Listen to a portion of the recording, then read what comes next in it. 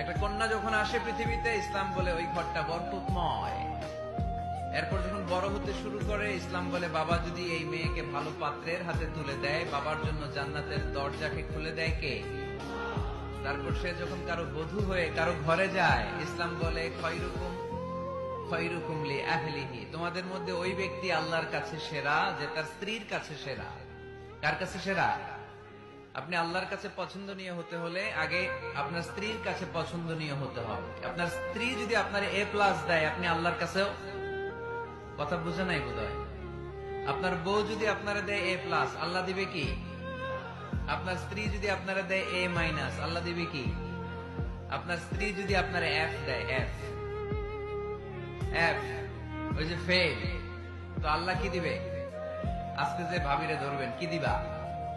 কও, কি দিবা? হ্যাঁ, ওই যে বিয়া করে নাই A+। স্ত্রীদের সাথে বিষ্ণু ইসলাম অনেক খুনসুটি করতেন, অনেক ভালোবাসতেন স্ত্রীদেরকে। আম্মাজান খাদিজাতুল কুবরা আত-তাহেরা রাদিয়াল্লাহু তাআলা আনহাকে বিষ্ণু ইসলাম এত ভালোবাসতেন, তিনি বলতেন রুজিকতু হুব্বাহা, আমি খাদিজার ভালোবাসাকে আল্লাহর পক্ষ থেকে রিজিক হিসেবে পেয়েছি।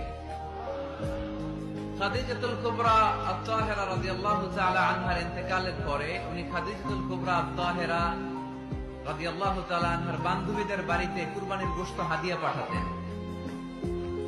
আম্মাজান আয়েশার সামনে যখন তিনি বলতেন যে খাদিজা এমন ছিল, এমন ছিল, এমন ছিল, আম্মাজান আয়েশা রাদিয়াল্লাহু তাআলা আনহা রেগে যেতেন, বলতেন আমরা কত সুন্দরী, আমাদের কথা কন না কেন? ওই যে কত আগে আপনার প্রথম স্ত্রী, শুধু তার কথা বলেন কেন? বিষ্ণু বলতেন খাদিজা